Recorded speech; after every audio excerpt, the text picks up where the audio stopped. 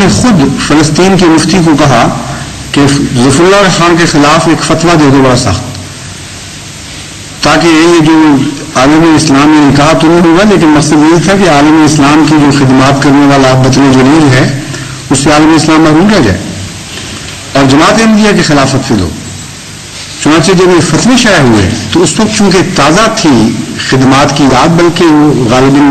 ابھی گزر چکا تھا دور لیکن یاد تازہ تھی، اس وقت جنرل عبد الرحمان اعظام پاشا جو عرب لیگ کے سیکرٹری تھے، انہوں نے یہ بیان دیا، میں حیران ہوں کہ آپ نے مخاطب کر کے اس کو کہتے ہیں مفتی کو یا اس جریدہ کو جس میں شائع ہوا تھا، میں حیران ہوں کہ آپ نے قادیانیوں یا چودھری محمد ظفر اللہ خان صاحب وزیر خارجہ پاکستان کے متعلق مفتی کی رائے کو ایک مؤثر مذہبی فتویٰ خیال کیا ہے۔ یعنی جریدے کو مخاطب کر کے لکھتے ہیں، اگر یہ اصول مان لیا جائے تو پھر بلی نوع انسان کے عقائد، ان کی عزت و وقار اور ان کا سارا مستقبل محض چند علماء کے خیالات و آراء کے رحم و کرم پر آ رہے گا۔ پھر لکھتے ہیں، ہم اچھی طرح جانتے ہیں کہ ظفر اللہ خان اپنے قول اور اپنے کردار کی روح سے مسلمان ہیں، زمین کے تمام حصوں میں اسلام کی مدافعت کرنے میں آپ کامیاب رہے، اور اسلام کی مدافعت میں جو موقف بھی اختیار کیا گیا اس کی کامیاب حمایت ہمیشہ آپ کا ترہ امتیاز رہا، اس لیے آپ کی عزت عوام کے دلوں میں گھر کر گئی، اور مسلمان عالم کے قلوب آپ کے لیے احسان مندی کے جذبات سے لبریز ہو گئے۔ کیا یہ مسلمان عالم پاکستان میں نہیں بستے؟ کیا ان کو علم نہیں ہے کہ ایک وقت تھا کہ عالم اسلام اور عالم اسلام کا وہ حصہ جہاں سے اسلام کا نور پھوٹا تھا یہ اعلان کر رہا تھا ببانگ جوہر کہ مسلمان عالم ظفر اللہ خان کی ان خادمانہ کوششوں کے ممنون احسان ہیں جو انہوں نے اسلام کی سربلندی اور مسلمانوں نے عالم کے مفاد میں سر انجام دی۔ ایک مصری اخبار 26 جون 1952 کی اشاعت میں لکھتا ہے، اے کافر،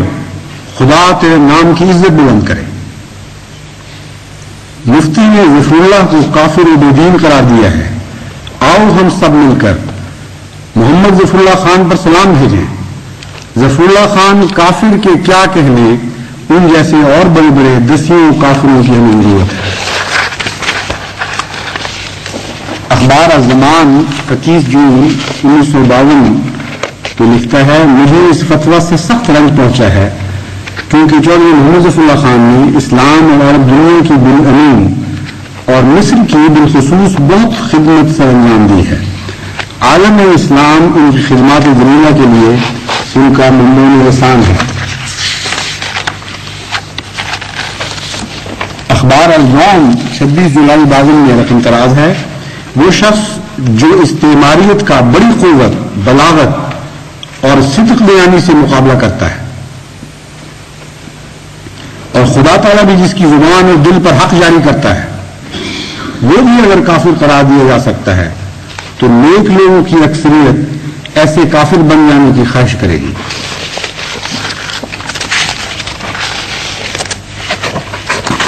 اور اخبار بیروت المساء رقم تراز ہے کہ شیخ مخلوف اور ظفر اللہ خان کے درمیان نمایاں فرق ہے۔ اول ذکر مسلم غیر عامل ہے، یعنی مفتی صاحب مسلم غیر عامل ہیں، اور اگر شیخ مذکور عمل کرتا بھی ہے تو تفرقہ اندیزی کے لیے۔ برخلاف اس کے ظفر اللہ خان مسلم عامل الخیر ہے۔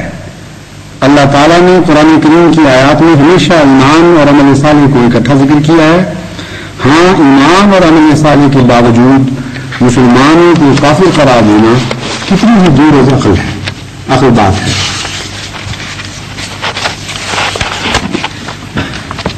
بہرحال ایک وہ وقت تھا جب کہ عالم اسلام کو ایک خطرہ درپیش تھا، اور جیسا کہ ہمیشہ سے جماعت احمدیہ کی روایات رہی ہیں، ہر ایسے خطرے کے وقت جو اسلام کو ہو یا مسلمان عالم کو ہو، اللہ تعالیٰ کے فضل سے جماعت احمدیہ کو اور جماعت احمدیہ کے خلفاء کو یہ نمایاں توفیق ملی، یہ امتیازی سعادت نصیب ہوئی کہ سب سے پہلے سب سے بڑھ کر ان خطرات کی طرف متوجہ کرنے والے خلفاء جماعت احمدیہ تھے، اور ان کی مطابقت میں جماعت احمدیہ نے ہر خدمت کے لیے اپنے آپ کو پیش کیا، اور اس کی سزا ہر طرف سے جماعت احمدیہ کو یہ دی گئی کہ نہ صرف یہ کہ وہ استعماری یا اسلام دشمن طاقتیں جماعت احمدیہ کو اس حریت ضمیر کی سزا دینے پر تل بیٹھی، بلکہ خود مسلمانوں کو استعمال کیا گیا ہمیشہ، اور عالم اسلام کو یہ خطرات باہر سے بھی درپیش رہے اور اندر سے بھی درپیش رہے۔ باہر سے اسلام دشمن طاقتوں نے یہ خطرات یہ اسلام کے لیے پیدا کیے، اور اندر سے ان ایجنٹوں کو استعمال کیا جو ہمیشہ سے استعماریت کے ایجنٹ بنتے رہے ہیں۔ آج بھی کچھ اسی قسم کا واقعہ درپیش ہے۔ آج بھی عالم اسلام کو ایک خطرہ ہے، لیکن یہ ایک ایسا مہیب اور ایسا خطرناک خطرہ ہے، ایسا ظالمانہ خطرہ ہے کہ تاریخ اسلام میں ایسا خطرہ کبھی اسلام کو پیش نہیں آیا تھا۔ آج یہ خطرہ در حقیقت نہ روس کی طرف سے ہے، نہ امریکہ کی طرف سے ہے، نہ بت پرست طاقتوں کی طرف سے ہے، نہ صہیونی طاقتوں کی طرف سے ہے، نہ مشرق سے یہ خطرہ ہے اور نہ مغرب سے۔ آج یہ خطرہ اسلام کو ایک ایسی حکومت کی طرف سے ہے جو مسلمان حکومت ہونے کی دعوے دار ہے، جو اسلام کی عزت اور وقار کے نام پر کھڑی ہوئی اور اسلام اور عزت کی وقار کا واسطہ دے کر جو مسلمانوں کے اوپر مسلمانان پاکستان کے اوپر مسلط کی گئی۔ یہ ایک ایسا خطرہ ہے جس خطرے سے بڑھ کر اس سے پہلے کبھی بھی عالم اسلام کو ایسا خطرہ درپیش نہیں ہوا تھا۔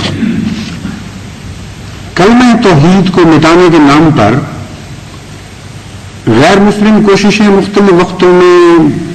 ہمیں تاریخ میں نظر آتی ہیں۔ سب سے زیادہ خوفناک اور بھیانک کوشش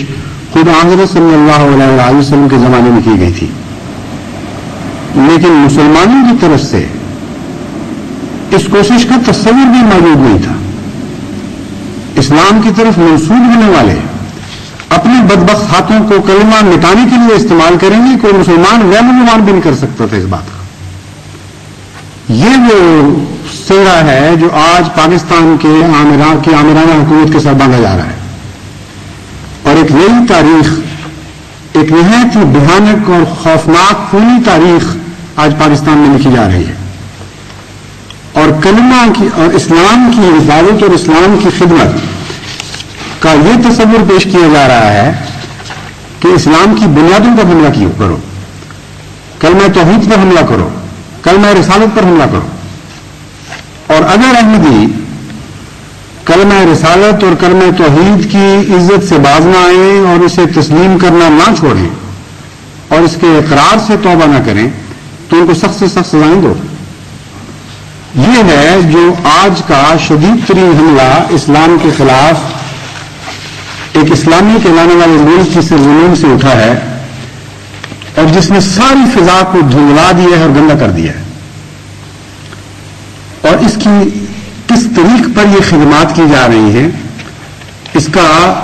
صرف ایک نمونہ میں آج آپ کے سامنے پیش کرتا ہوں۔